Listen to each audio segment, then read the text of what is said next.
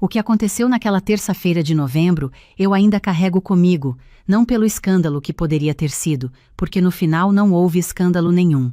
Carrego pelo que aprendi sobre mim mesma naquele dia. Sobre o quanto eu havia deixado as coisas chegarem até ali sem perceber que estava deixando. Eu tenho 40 anos. Aos 32, depois de 10 anos trabalhando em cozinha industrial, decidi abrir minha própria confeitaria. Não foi uma decisão impulsiva. Foi uma decisão que eu havia tomado aos 25, guardado aos 28 e executado aos 32, depois de juntar dinheiro suficiente para alugar um espaço pequeno num bairro que ainda não era o que é hoje, mas que eu havia escolhido a dedo porque o aluguel cabia no meu bolso e o movimento de pedestres era exatamente o tipo de movimento que eu precisava. A confeitaria tem o meu nome. Não foi vaidade, foi estratégia. Eu havia aprendido cedo que quando você coloca o seu nome num produto, você coloca junto a sua reputação. E quando a sua reputação está em jogo, você trabalha diferente.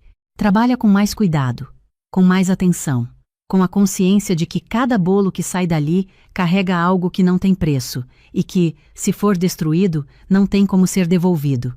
Ao longo de 8 anos, construí uma clientela que hoje reserva com antecedência. Tem cliente que me liga em julho para garantir o bolo de aniversário de dezembro.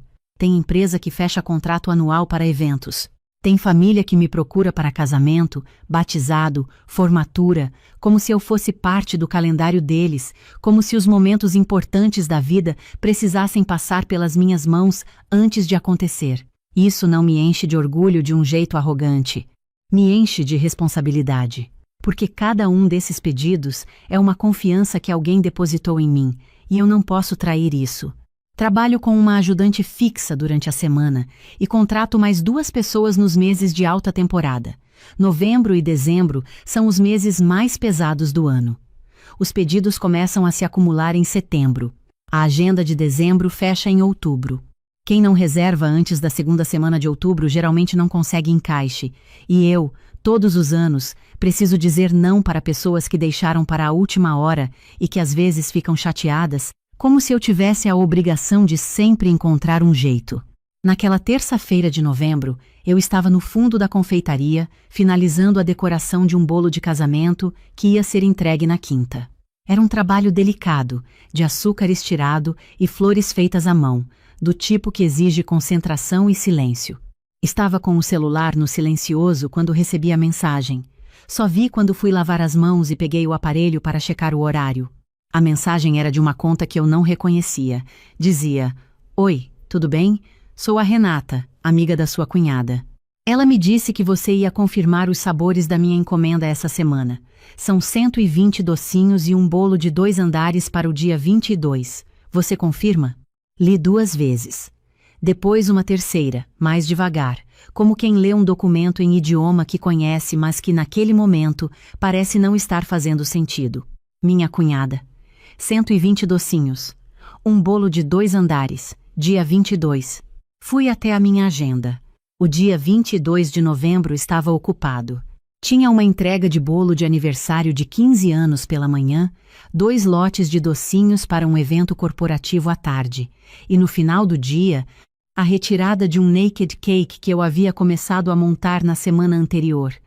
Não havia espaço para mais nada naquele dia. Não havia espaço para mais nada naquela semana inteira. E não havia nenhuma encomenda de nenhuma Renata no meu caderno.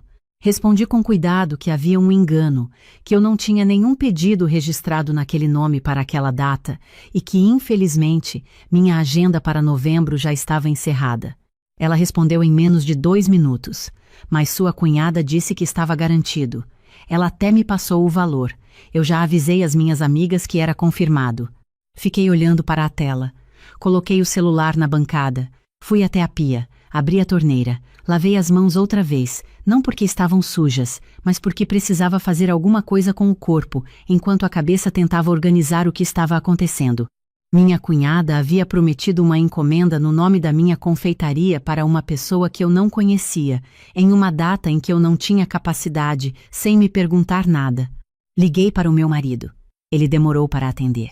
Quando atendeu, tinha o som de fundo de escritório, aquele barulho difuso de ar-condicionado e vozes ao longe. Perguntei diretamente se ele sabia que a irmã havia confirmado um pedido no nome da minha confeitaria para uma amiga dela. Houve uma pausa pequena, o tipo de pausa que tem textura própria, que diz alguma coisa antes de qualquer palavra. Ela comentou que ia indicar você para uma amiga, mas confirmar pedido eu não sabia. Perguntei se indicar era diferente de garantir que estava confirmado e passar o valor para a cliente pagar.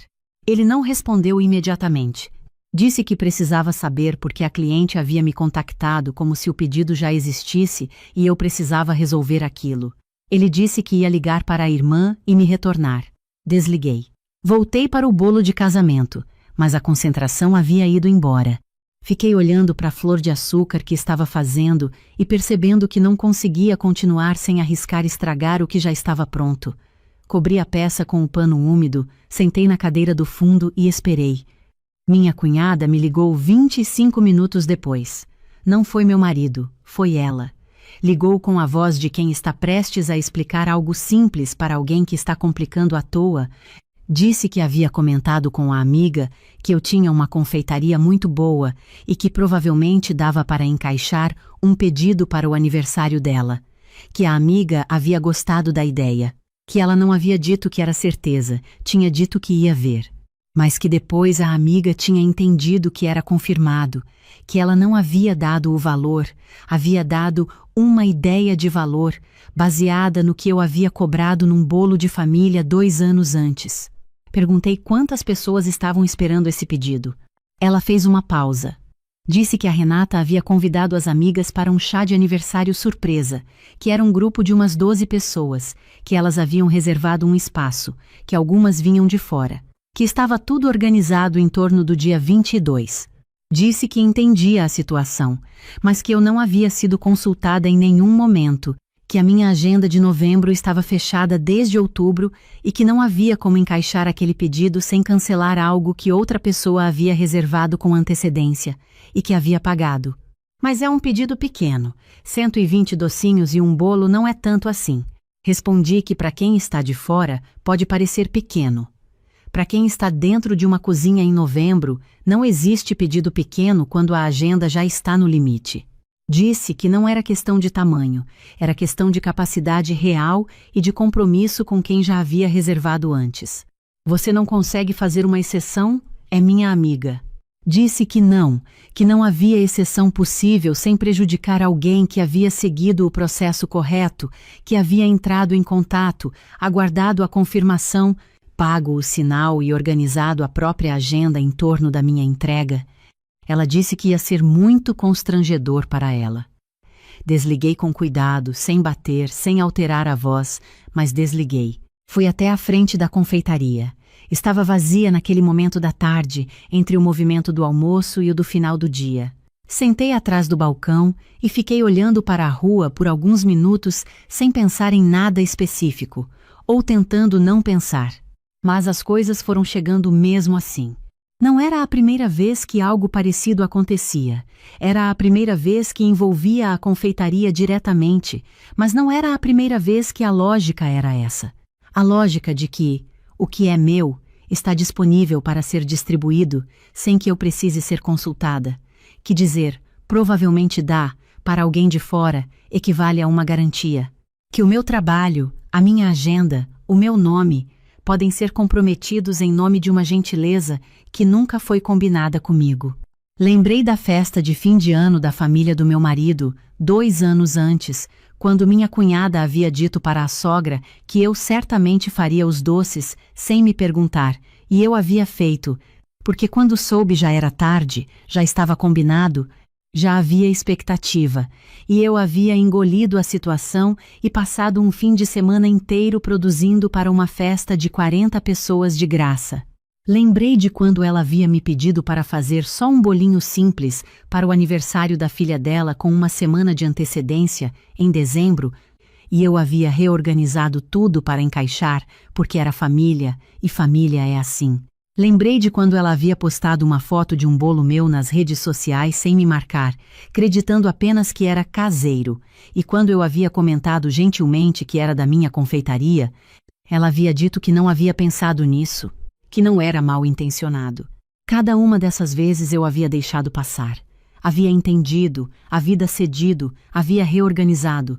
E cada vez que eu fazia isso, ficava um pouquinho mais fácil para o próximo pedido chegar com a mesma naturalidade, como se fosse o caminho óbvio, como se eu houvesse estabelecido que era assim que as coisas funcionavam. O problema não era minha cunhada ser maliciosa. Ela provavelmente não era. O problema era que eu havia ajudado a construir um entendimento de que as coisas eram disponíveis, de que eu encontrava um jeito, de que quando ela dissesse, provavelmente dá, realmente dava, porque até então sempre havia dado de alguma forma. Meu marido me ligou 40 minutos depois da conversa com a irmã. A voz tinha aquele tom que eu já conhecia bem. O tom de quem está tentando encontrar uma solução que sirva para todos, de quem acredita que com boa vontade de ambos os lados tudo tem saída. Disse que havia conversado com a irmã, que entendia que a situação era complicada, mas que talvez eu pudesse fazer os docinhos pelo menos, que o bolo podia ser substituído por algo mais simples, que ele ajudava no fim de semana se eu precisasse de mão extra, que a amiga da irmã estava com tudo organizado e ia ser muito ruim desfazer aquilo agora. Ouvi tudo com calma. Quando ele terminou, perguntei uma coisa só. Você sabia que ela estava pensando em fazer isso? Pausa. Ela comentou que ia falar com você sobre uma amiga que precisava de doces, mas eu pensei que era só uma indicação. Então você sabia que ela estava pensando em me envolver e não me avisou. Ele não respondeu imediatamente. Continuei. Eu tenho 14 pedidos confirmados para a última semana de novembro. 14. Cada um desses pedidos tem alguém que entrou em contato, esperou resposta, assinou o formulário, pagou o sinal e organizou o evento em torno da data que confirmei. Se eu encaixar mais um pedido agora, vou prejudicar alguém que fez tudo certo. Ou vou produzir com pressa e entregar algo abaixo do que o meu nome representa. Nenhuma das duas opções é aceitável. Eu entendo, mas é a irmã. Eu sei que é a irmã, e eu não estou com raiva da irmã. Estou dizendo que não é possível, independente de quem seja. Se fosse a minha própria mãe, não seria possível. Porque não tem espaço físico, não tem tempo, e porque eu não fui consultada antes de um compromisso ser feito no meu nome com terceiros. Ele ficou quieto. Depois disse que ia ser difícil para ele em casa, que a irmã estava nervosa, que ele ficava no meio dessas situações e não sabia o que fazer. Respondi com o mesmo cuidado de antes. Disse que entendia que ele ficava numa posição incômoda e que eu não estava pedindo para ele escolher um lado. Estava dizendo um fato. Não havia pedido registrado, não havia capacidade disponível, não havia como cumprir um compromisso que não era meu. O constrangimento de desfazer aquilo era da pessoa que havia criado a expectativa sem ter autoridade para isso. Ele ficou quieto por um tempo. Depois disse que ia falar com a irmã. Desliguei. Fui buscar um copo de água. Voltei para o bolo de casamento. Quando você disse que tinha 14 pedidos confirmados, cada um com uma pessoa que havia seguido o processo, fiquei pensando nisso. Cada um desses pedidos é uma pessoa que confiou em você. E você estava protegendo essa confiança. Não era teimosia. Era o seu trabalho sendo feito direito. E eu estava pedindo para você fazer diferente porque a minha família havia se colocado numa situação que não era a dela. Fiquei em silêncio por um momento. Depois disse uma coisa que havia guardado por alguns dias. O problema não é que a sua irmã pediu. O problema é o entendimento que ficou ao longo do tempo de que pedir é suficiente, de que quando ela pede, eu encaixo, de que quando ela indica, eu confirmo. Esse entendimento não apareceu do nada. Ele se construiu porque eu deixei se construir. Cada vez que eu cedi sem dizer que era um esforço, ficou mais fácil supor que não custava nada. Cada vez que eu reorganizei sem dizer que havia reorganizado, ficou mais natural presumir que havia espaço sempre. Eu participei disso. Não por maldade, mas por não querer complicar. Ele ouviu. Não respondeu com argumento. Ficou ouvindo. Continuei. Eu construí a confeitaria com o meu nome porque queria que o que sai dali fosse minha responsabilidade, só minha. Isso significa que as decisões sobre o que sai dali também são minhas. Não é egoísmo. É o que mantém a qualidade. É o que mantém a confiança dos clientes. É o que me permite dormir sabendo que cada entrega que eu faço é uma entrega que eu posso defender. Quando alguém decide por mim sem me perguntar, não está me ajudando. Está comprometendo exatamente isso. Meu marido ficou quieto por um bom tempo depois que eu terminei. Depois disse que queria que a gente conversasse mais sobre isso, não só sobre a confeitaria, mas sobre como algumas coisas haviam funcionado entre nós e a família dele. Que havia coisas que ele havia deixado acontecer sem pensar o suficiente. Que queria entender melhor o que eu precisava e queria ajudar a garantir que aquilo fosse respeitado. Disse que sim, que eu também queria isso. Fizemos mais café. Ficamos conversando até o meio-dia. Não foi uma conversa fácil. Teve partes em que eu precisei dizer coisas que não havia dito em voz alta antes. E dizer em voz alta foi diferente de saber dentro. Teve partes em que ele ficou desconfortável, não com raiva, mas com aquele desconforto de quem está ouvindo algo que sabia, mas havia preferido não examinar. Não resolvemos tudo naquela manhã. Não é assim que funciona. Mas foi o começo de um acordo mais honesto sobre como as coisas precisavam funcionar dali para frente. Com a minha cunhada, levamos algumas semanas para voltar a ter contato normal. Quando voltamos, foi numa reunião de família, educada e cuidadosa dos dois lados. Não houve conversa direta sobre o que havia acontecido. Não houve pedido de desculpas explícito. Mas houve algo que eu notei naquele encontro.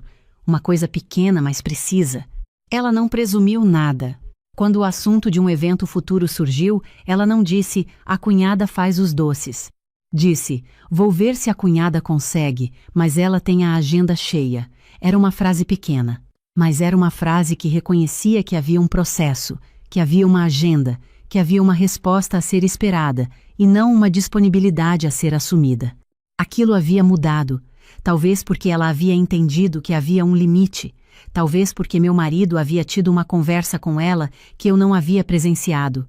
Talvez simplesmente porque o mundo havia ficado um pouco mais claro sobre o que era meu e o que eu faria para mantê-lo. Provavelmente uma mistura das três coisas.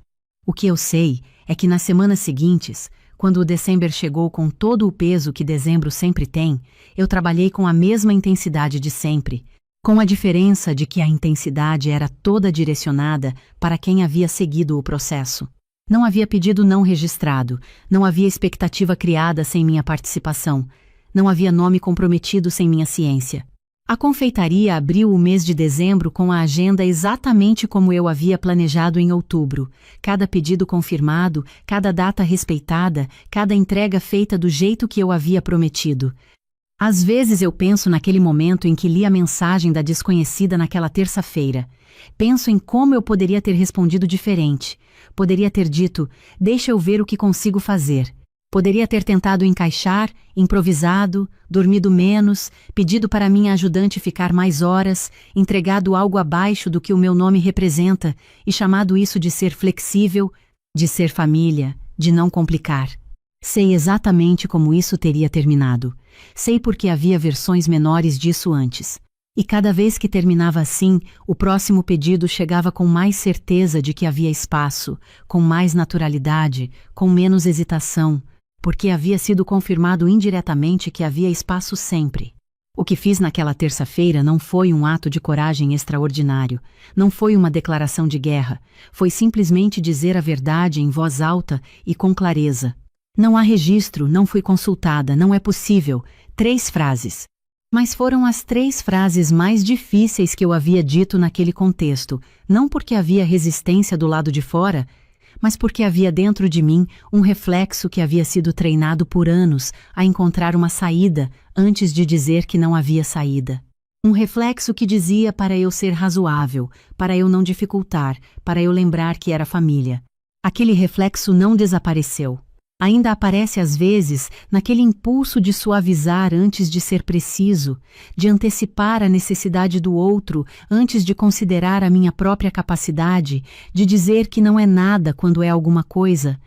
Mas agora eu o reconheço quando aparece, e reconhecer já é diferente de obedecer. A confeitaria continua de pé. O nome na fachada continua sendo o meu. A agenda de novembro do ano seguinte fechou na segunda semana de outubro, como sempre. Os pedidos chegaram pelo processo correto, com antecedência, com confirmação, com sinal pago. Cada cliente que entrou em contato recebeu resposta no prazo. Cada entrega que eu confirmei foi feita do jeito que havia sido prometida.